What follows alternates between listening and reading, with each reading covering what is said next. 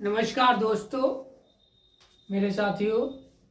मैं लोकेश कुमार आप लोगों के साथ अंकुर क्लासेस में फिर से मध्यकालीन भारत का इतिहास में हम लोगों ने सैयद वंश को समाप्त कर दिया था, लेकिन उसके बाद में सैयद वंश के बारे में अब हम अगला टॉपिक स्टार्ट करेंगे। तो हमारा टॉपिक होगा लोधी वंश। लोधी वंश के बारे में हम बात करेंगे कि लोधी वंश का जो वंशज जो था, जिसने स्थापना की थी, उसका क्या नाम था। कि जो इसने लोधी वंश की स्थापना की थी उसका नाम था बहलोल लोधी। और जो लोधी वंश है वो 1451 ईस्वी से इतने से 1451 से 526 ईस्वी तक चलता है। कौन सा वंश? लोधी वंश। और इसके बाद में जब फिर आ जाएगा मुगल के बारे में बात करेंगे। यहाँ पर बहलोल लोधी जो था वो किसके बाद में आया था? अलाउद्दीन आलम शाह के शासन काल के बाद में बहलोल लोधी आता है, जिसको बुलाया गया था। और लोधी ने फिर दिल्ली पर ही आक्रमण कर देता है, अलाउद्दीन आलम शाह पे आक्रमण कर देता है और दिल्ली का जो सत्ता होती है उसको अपने कब्जे में अपने हित में ले लेता है। तो वहीं पर एक नए वंश की स्थापना कर देता है, वो बोला जाता है कि लोधी वंश। लोधी वंश की इसने स्थापना कर दी। और जो बहलोल लोधी था वो कहाँ का था? गिलजई कबीले के लोधी शासक के शाहू खेल से संबंधित था। कहाँ से संबंधित था? एक खेल होता है उससे शाहू खेल से संबंधित था। कौन सा खेल? खिलजई कबीले के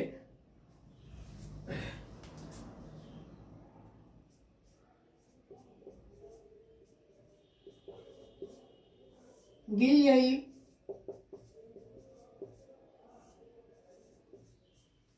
कबीले के लोधी शाखा के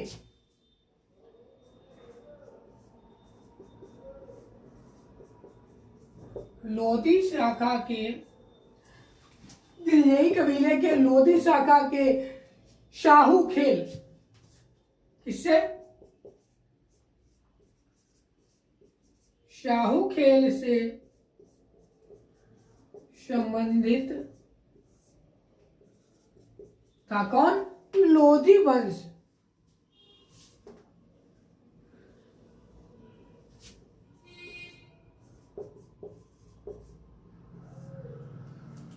संबंधित था। इसका जो पालन पोषण हुआ करता था किसका? बहलोल लोधी का। इसका यहां पर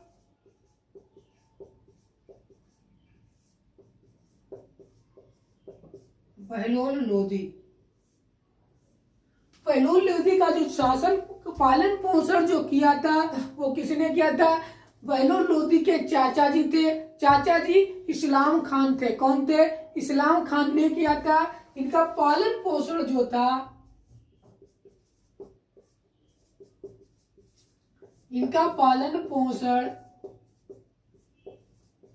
इनके चाचा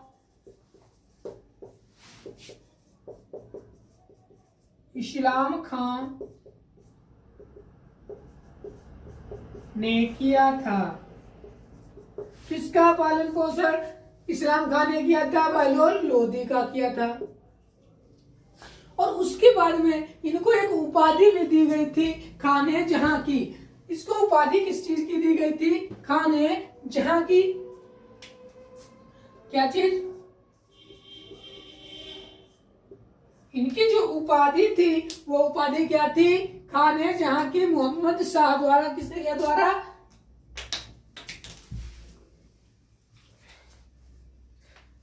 खान ए जहां की उपाधि दी गई थी।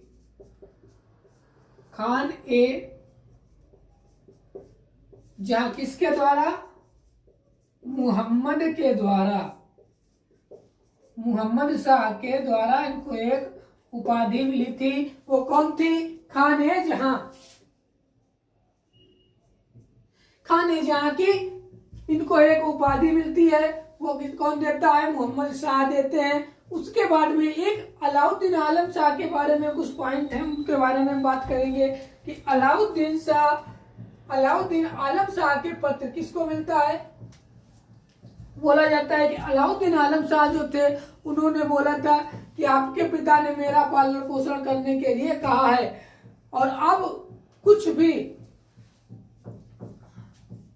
मैं खुतबे में आपका नाम हटाए बिना, अब ये खुतबा चलता था उस पे इनका नाम होगा, लेकिन उसके खुतबे का नाम हटाने के प्रतिनिधित्व में कहते हैं कि मैं आपका खुतबा नहीं हटाऊंगा और आपके नाम पर ही मैं अपना कार्य करता रहूंगा। तो इस तरीके से किसने बोला था? अलाउद्दीन आलम शाह।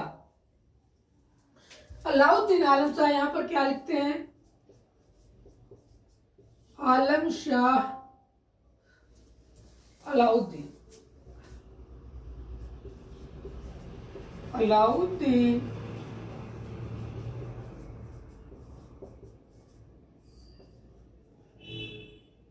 अलाउद्दीन आलम शाह जो थे वो क्या कहते हैं कि मेरे पिता ने क्या बोला कि आपके पिता ने मेरा पालन पोषण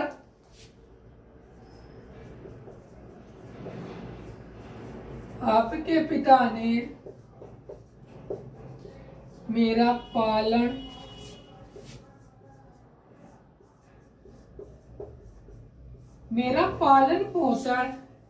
पोषण किया है।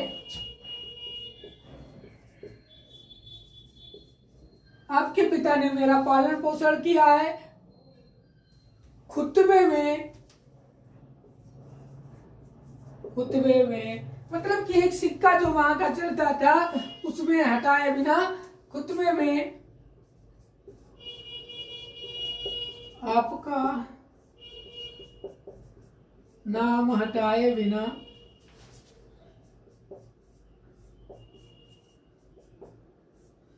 क्या बोला कि आपका जो नाम है उसको हम बिना हटाए क्या करेंगे? बिना हटाए बिना आपके प्रतिनिधित्व में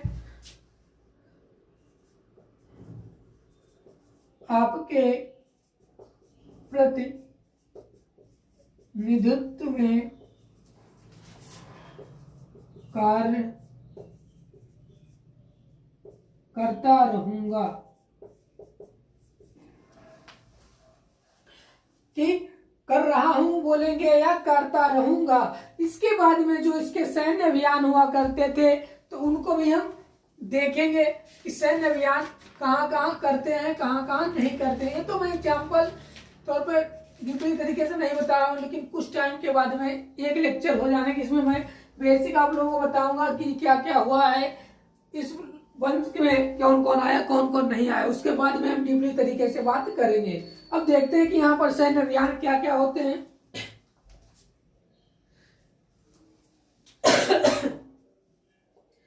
क्या चीज? सैन्य अभियान।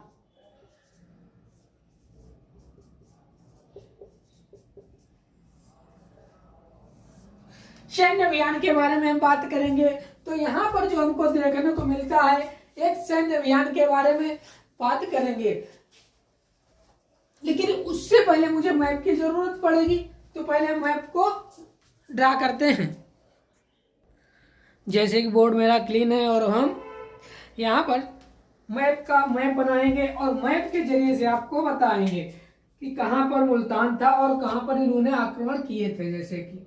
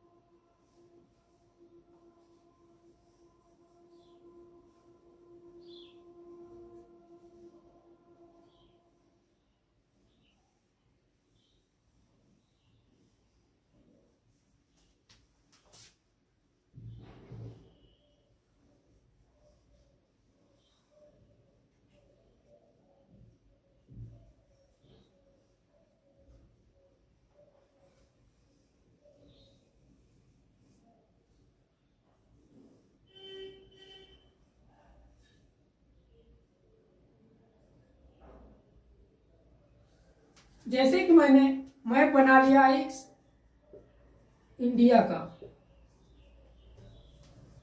यहाँ पर इंडिया का मैप मैंने ड्रा कर लिया है और इस मैप के जरिए से हम आपको बताएंगे कि यहाँ पर जैसे कि मुझे देखने को मिलता है कि मुल्तान कहाँ पे पड़ता था। जो कि इन्होंने सैन्य अभियान किए थे, पहला जो अभियान था वो था आपका जौनपुर का। कहाँ का था? जौनपुर का। जो जौनपुर था, तो हम जौनपुर को देखते हैं कि जौनपुर कहाँ पे पड़ता था। जौनपुर जो पड़ता था वो यहाँ पर पड़ता था। कहाँ पे पड़ता था? इस पॉइंट पे क्या पड़ता था आपका? जौनपुर। जौनपुर पड़ता था। और जो सेकेंड आपका आता है दिल्ली, वो आप दिल्ली कहाँ पड़ता था? दिल्ली पड़ता था यहाँ पर। ये क्या पड़ता था? दिल्ली पड़ता था। और दिल्ली के बाद में जो हमारा तीसरा इनका अभियान होता है वो कहाँ पे पड़ता है? वो पड़ता है मुल्तान पे। मुल्तान जो है वो यहाँ पे होता है। अब हम तीनों के बारे में बात करेंगे, मुल्तान के बारे में भी और दिल्ली के बारे में और जौनपुर के बारे में। तो हम देखते हैं सबसे पहले जौनपुर। जौनपुर जो था वो महमूद शाह का विवाह अलाउद्दीन की पुत्री से हुआ था। किसका? महमूद जो था, महमूद शासक था, उसका जो विवाह हुआ था वो अलाउद्दीन की पुत्री के साथ में हुआ था। कहां से?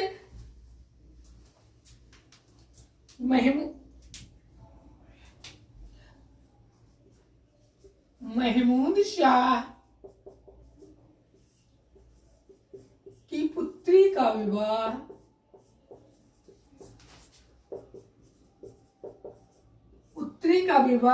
विवाह जो था वो किससे हुआ था?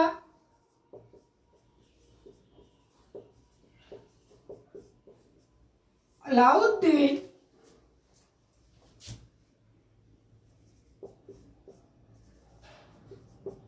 की पुत्री से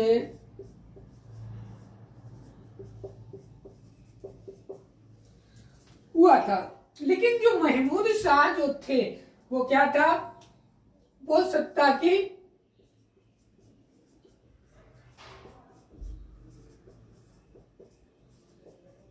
की दावेदारी क्या करता है? दावेदारी कर देता है। किस पर? अलाउद्दीन आलम शाह पर सत्ता की दावेदारी कर देता है। कब? जब उसकी पुत्री का विवाह अलाउद्दीन आलम शाह के साथ में हो जाता है। तो क्या करते हैं? ये कौन है? महमूद शाह जो थे उनको बोला गया था मोहम्मद शाह। क्या बोला नाम था उनका? उनको बोलते थे कि मोहम्मद शाह। और केवल मेन कारण यही था कि मुल्तान पर जो आर्यों ने आक्रमण किया गया था वो केवल यही था कि महमूद शाह की पुत्री का उन्होंने अपनी विवाह कर दिया था अलाउद्दीन आलम शाह के साथ में।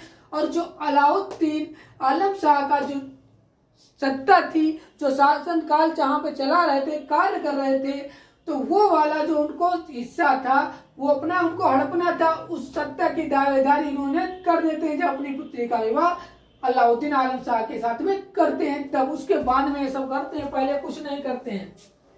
अगर पहले करेंगे तो शादी नहीं करते वो। इसलिए अब हम दूसरे तरफ चलते हैं। वो कौन है? मुल्तान की तरफ बढ़ते हैं। हमारा पहला तो था जौनपुर, दूसरा आता है मुल्तान। अब मुल्तान की तरफ हम बात करेंगे। मुल्तान जो है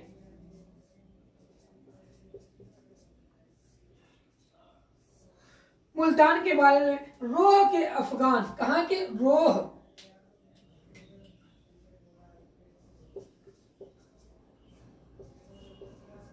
रोह के अफगान को दिल्ली से,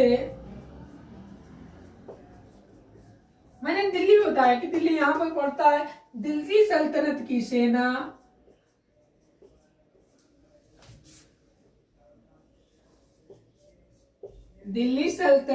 सेना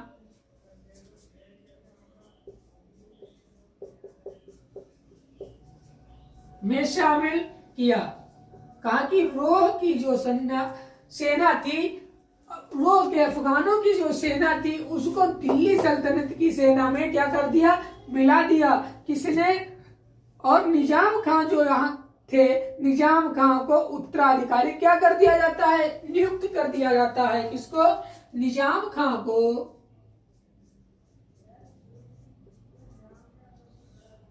निजाम खां को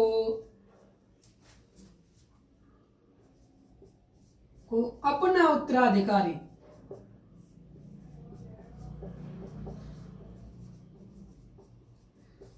उत्तराधिकारी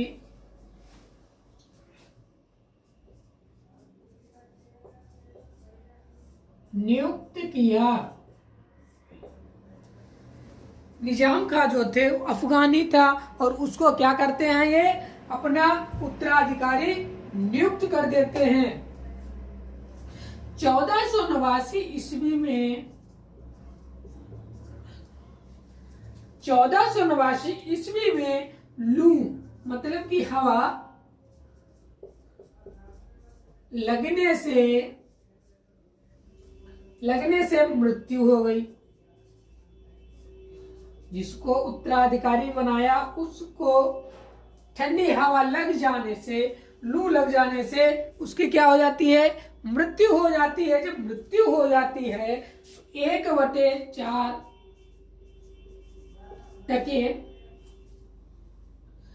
के बराबर बहलोली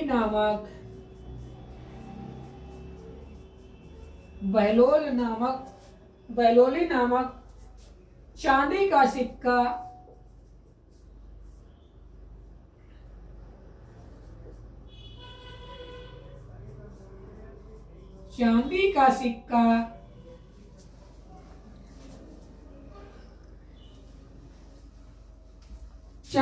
सिक्का प्रचलन किया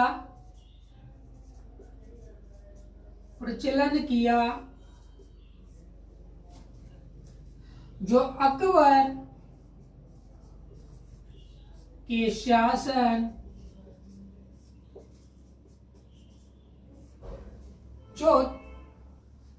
अकबर के शासन काल तक प्रचलन में रहा।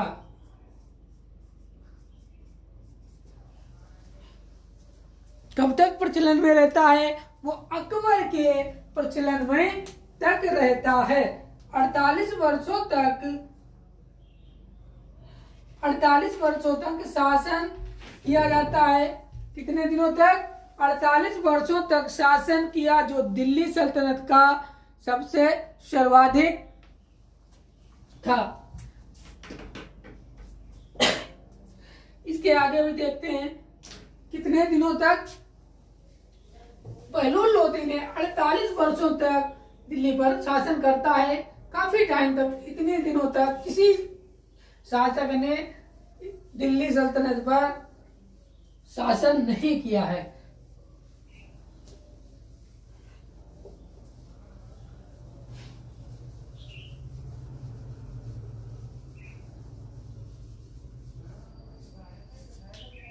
कितने दिनों तक? 48 वर्षों तक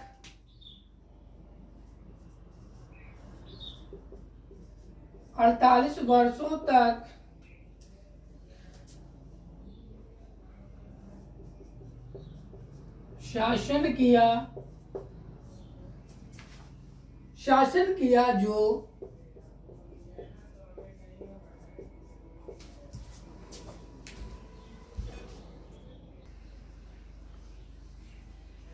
अड़तालीस वर्षों तक शासन किया जो दिल्ली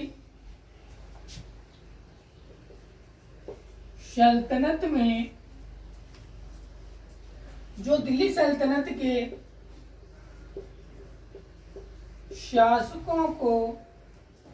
शासकों में सर्वाधिक था। क्या था? जो सर्वाधिक था।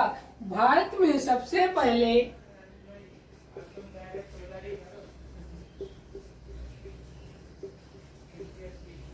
भारत में सबसे पहले क्या होता है, पहले अफगान राज्य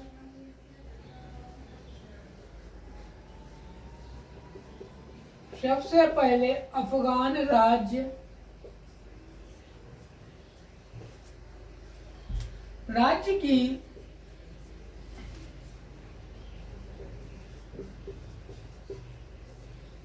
की स्थापना थी।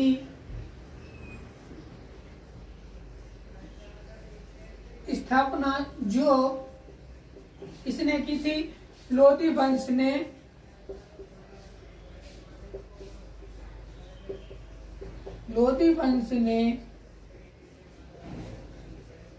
की थी।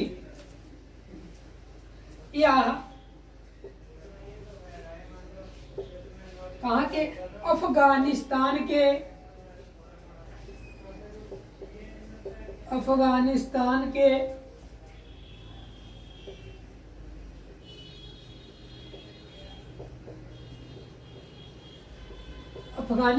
रहने वाले थे। अफगानिस्तान के रहने वाले थे, अफगान जाति से संबंधित थे। अफगान जाति से संबंधित थे।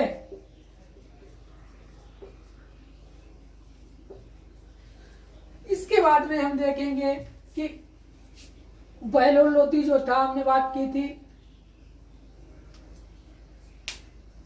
बहलोल लोदी के बारे में। अब हम डीपली तरीके से यहाँ पर बात करेंगे।